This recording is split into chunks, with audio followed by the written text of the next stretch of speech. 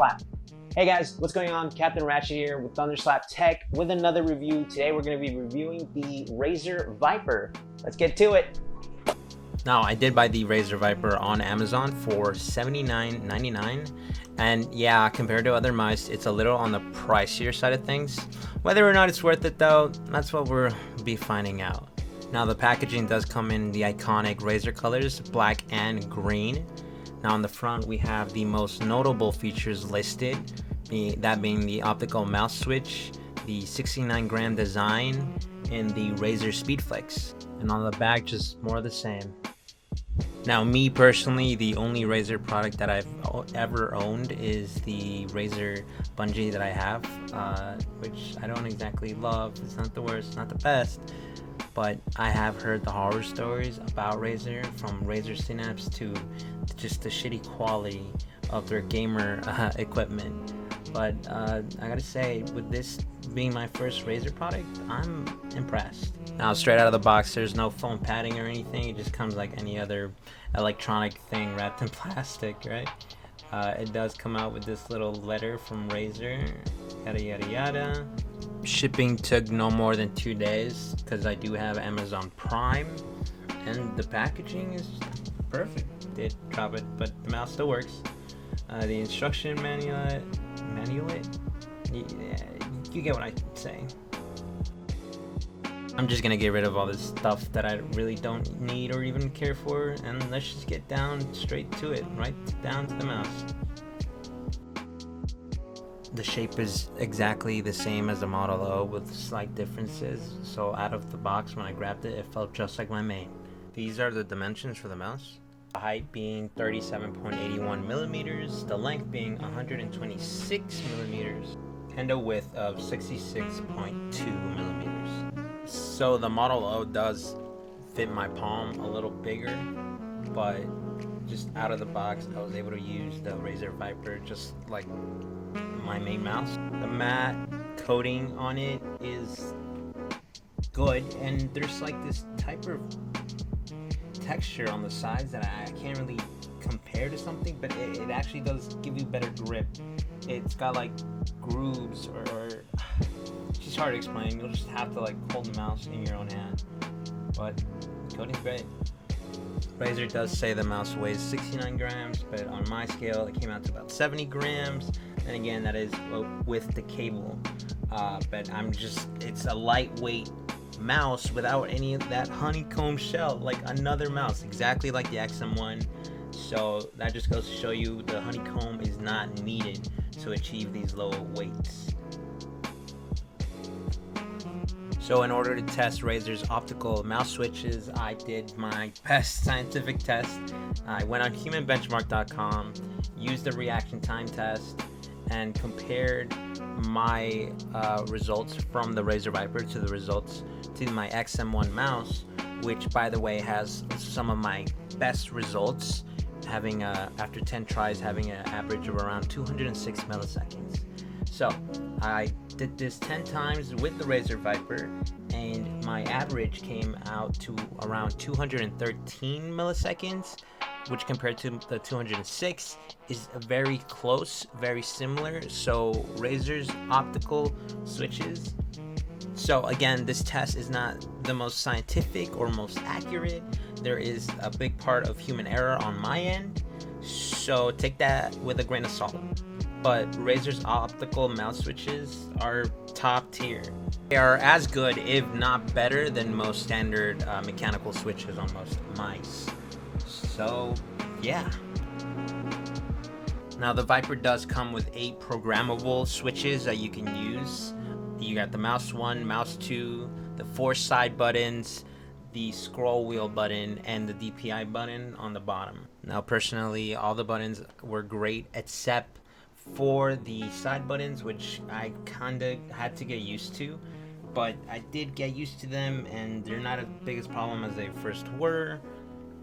The other problem I had with the mouse were its mouse feet.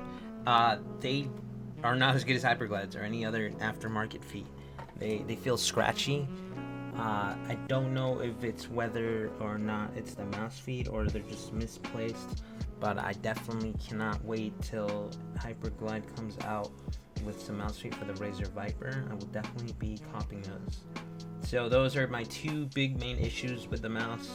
Just the side buttons, again, something you can get used to, and the mouse feet that feel scratchy. Other than that, the mouse is pretty top tier. I know I keep saying that, but like, I really have no other way to describe this mouse. It's endgame. Now onto the SpeedFlex cable. This is one of the best mouse cables that come with their mice. Like, best standard mouse cable, basically. It's better than the Ascended cord on the Model O. It's better than Zoe rubber cables. Now, as someone that enjoys paracord cables, I really see no reason to replace this cable with a paracord other than for aesthetic reasons or anything like that. Now, the Razer Viper does come with software, but unlike most Razer products back in the day, it's not something you have to have on. Back in the day, Razer Synapse would change your DPI on some of your mice, but on this mouse, it is not a requirement. So that's good. And the program, I haven't downloaded it because I just don't like having so many programs on my computer. So I cannot really give you a review on Razer Synapse itself. But just the fact that I don't have to use Razer Synapse is incredible. It does have like onboard DPI storage. So whatever DPI I set it at, that's the DPI it's at. Now the sensor, the Razer sensor, the 5G sensor that Razer has going on the mouse is top tier, just like other top mice with their top sensors. Goes up to 16,000 DPI, so there's no issues there. It didn't spin out or anything like that. I tested it, obviously just by using it. So the sensor's great, top tier as well. Everything about this mouse is top tier. This might be my new main. I enjoy the shape, the weight, the fact that it doesn't have those little holes. I know personally for me, the holes aren't a problem for me on any of those other mice, but for people that don't like those holes but still want that lightweight action, mouses like this, the XM1, they're great. They don't have the holes, but they have the weight. Now, the only issues I had with it, again, are just the side buttons. They felt, it's hard to explain, harder to find, harder to click, I guess. It's something you just have to get used to, basically. Now, the mouse skates are bad. I don't know, maybe it's just my mouse, or is this something that has to do with all mices? Sorry. But yeah, I don't like the mouse feet. They feel scratchy at moments. It wasn't a big problem, but I also did not like that scratchy feeling. So I definitely will be putting Hyperglides on this mouse, or any other aftermarket feet, core pads, or Tiger Arcs. Though personally, I just am a Hyperglide fanboy, so I'll probably end up getting Hyperglides for this mouse. So the Razer Viper for me might just be my new main. I still love the Model O, and this mouse is very similar to the Model O. For people that just enjoy more minimalistic aesthetic, definitely the Razer Viper is something I would get. It's so clean looking. Things like a Batmobile. It looks mad clean. I mean, so does the Model O. But again, it's just preference. I definitely love both mice, but for now, the Razer Viper is gonna be my main. So yeah, guys, that'll be okay, that's gonna be a wrap up on this video. If you guys have any questions or some advice for me, again, I'm not very good at this. I'm new, so all help is appreciated. Anywho, guys, I love you. I miss you. And I wish I had more money for mice. Yay! Yay!